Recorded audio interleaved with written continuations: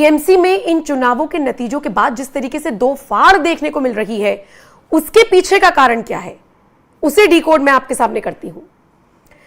TMC के तमाम ऐसे नेता हैं जो इस हार के बाद से ही अभिषेक बैनर्जी पर ठीकरा फोड़ रहे हैं। अभिषेक बैनर्जी ममता बनर्जी के भतीजे, और पार्टी में उनकी क्या पोजीशन थी वो मुझे लगता है कि किसी से छिपी नहीं है। अभिषेक बैनर्जी वो आदमी है जिनसे शुवेंदु अधिकारी का डायरेक्ट पंगा हुआ था। बताया तो यह भी जाता है कि जिस वक्त शुवेंदु अधिकारी ने टीएमसी छोड़ी थी, उन्होंने यह आरोप लगाया था कि अभिषेक बैनर्जी ज्यादा ही पार्टी को कुछ ओवरलैप करने की कोशिश कर रही है, किसी को आगे बढ़ने का मौका नहीं दे रही है, और ऐसे में मैं काम नहीं कर सकता। यानी जो आदमी आज बंगाल के मुख्यमंत्री पद की शपथ लेने जा रहा है, अभिषेक बैनर्जी से वो त्रस्त था। आप 5-6 साल बाद 2026 के दौर की बात करते हैं। अभिषेक बैनर्जी जो डायमंड हार्बर से सांसद हैं, जहांगीर फाल्टा विधानसभा से जिसको प्रत्याशी बनाया गया, वो जहांगीर राइट हैंड बताया जाता है अभिषेक बैनर्जी का। और अभिषेक बैनर्जी पर ही टीएमसी के कई नेता आरोप लगा रही हैं कि उन्होंने पार्टी को खत्म करने का काम किया है। पश्चिम बंगाल विधानसभा चुनाव में मिली करारी हार के बाद तृणमूल कांग्रेस के नेताओं और कार्यकर्ताओं के बीच नाराजगी है, गुस्सा है, और जो बात कभी शुवेंदु अधिकारी ने कही थी, आज टीएमसी के नेता वही बात दोहराते हुए नजर आ रही हैं। अभिषेक बनर्जी को लेकर शिकायत यह है कि उन्होंने पार्टी को खत्म कर दिया है। कुछ लोग उन्हें घमंडी बता रहे हैं, कुछ लोग कह रहे हैं कि आईपैक की वजह से नुकसान हुआ और उसमें भी अभिषेक बनर्जी का ही हाथ था। अब अभिषेक बनर्जी पार्टी की लुटिया किस तरीके से डुबाते हुए नजर आए, इसका अंदाजा आप इसी बात से लगाइए। मैं आपको एक और उदाहरण देती हूं। याद कीजिए उनका वो ट्वीट जिसमें वो ये कहते हुए नजर आए थे कि 10 जन्म लग जाएंगे और दिल्ली से जिसको आना है आ जाए, कोई हाथ लगाकर दिखाए। हाथ क्या, जीत गई बीजेपी, बम्पर तरीके से जीत गई। और जिसको हाथ लगाने के लिए या जिसको बचाने के लिए धमकी दे रहे थे, बाप जैसे शब्दों का इस्तेमाल कर रहे थे इनडायरेक्टली, वो जहांगीर भी हारने वाला है। आप इस बात को लिख कर ले लीजिए, जैसे कि ग्राउंड जीरो का सर्वे बता रहा है। तो अभिषेक बनर्जी का घमंडी रवैया टीएमसी को ले डूबा। शुवेंदु अधिकारी इसलिए मुख्यमंत्री बन रहे हैं। दूसरा, एक तरफा रवैया, और यह बात अब खुद टीएमसी के नेता कह रहे हैं, जिसको देखकर माना जा रहा है कि टीएमसी में 2 फाड़ संभव है। इंटरेस्टिंग बात देखिए कि महुआ मोइत्रा के साथ फ्लाइट में बदतमीजी हो रही है तो वो भी केंद्रीय मंत्री से गुहार लगा रही है। अब उन्हें किसी से उम्मीद नहीं बची है। अब शुवेंदु अधिकारी के कंधों पर जिम्मेदारी है कि जितने भी हिंदुओं के साथ भेदभाव हुआ है वो उसे कैसे ठीक करेंगे। और अभिषेक बनर्जी वाले इलाके में या जिसके सिर पर अभिषेक बनर्जी का हाथ है वहां पर वो कैसे पार लगाएंगे, कैसे हिंदुओं को इंसाफ दिलाएंगे, ये बड़ा दिलचस्प होने वाला है। लेकिन फिलहाल जो और तस्वीरें सामने आ रही हैं, आइए मैं वो भी आपको दिखाती चलती हूं। जैसे कि बिहार के मुख्यमंत्री सम्राट चौधरी कोलकाता पहुंच चुके हैं। ये वो तस्वीरें हैं जो सामने आई हैं। और जाहिर सी बात है, देखिए अब आप बिहार का ही जिक्र कर लेते हैं। अगर पश्चिम बंगाल पहुंच रही हैं बिहार के मुख्यमंत्री, तो सम्राट चौधरी को भी उनकी मेहनत का फल बिहार में कैसे मिला है ये हमें समझना होगा। ग्राउंड जीरो पर उन्होंने कैसे काम किया, क्या जातीय समीकरण बैठाया। और आप सोचिए ना, नीतीश कुमार के बाद नीतीश कुमार को जब हटाया गया है या जिस भी तरीके से बीजेपी ने पूरी प्लानिंग की है, उसमें अगर बीजेपी ने अपना बिहार में मुख्यमंत्री चुना तो वो सम्राट चौधरी के तौर पर चुना। ये सारी चीजें क्या दिखाती हैं, बिहार, बंगाल या राजस्थान, ये दिखाती हैं कि अगर बीजेपी का कोई कार्यकर्ता अंतिम पंक्ति में बैठकर भी काम कर रहा है तो 5 साल, 10 साल, 15 साल उसे मौका मिलेगा। ठीक उसी तरीके से जैसे शुवेंदु अधिकारी को मिला है।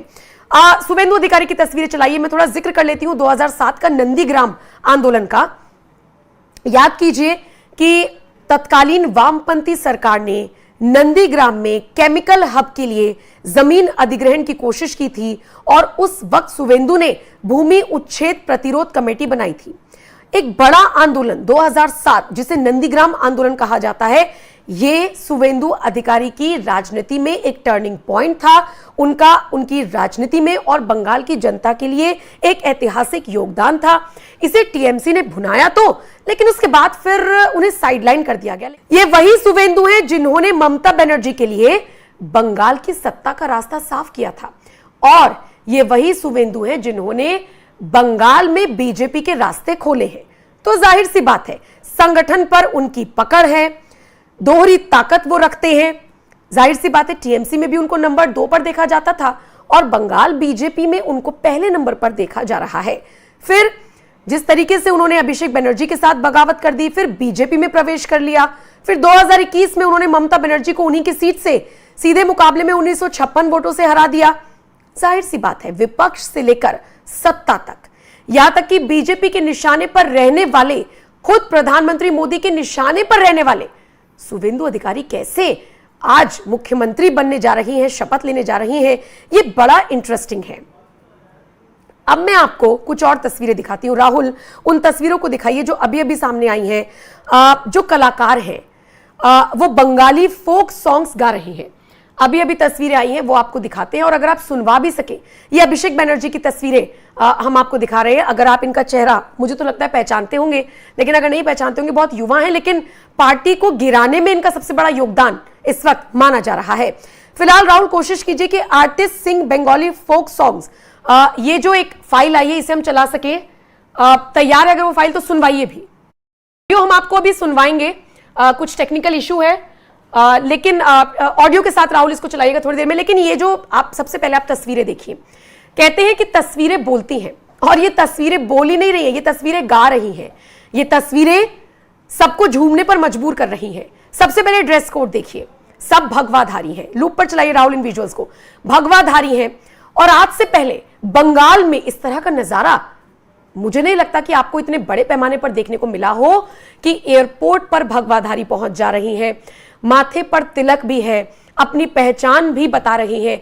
ये तो वही वाली बात हो गई कि एक टाइम पर जो हिंदू वो अपोलोजेटिक खुद को मानता था, लेकिन पवन कल्याण का वो बयान मुझे याद आता है जिसमें उन्होंने अनअपोलोजेटिकली सनातनी खुद को बताया था। यानी अपने आप को हिंदू बताने में, अपने आप को सनातनी बताने में आज किसी को कोई घृणा नहीं है, कोई शर्म नहीं है, कोई बुराई इसमें नजर नहीं आती है।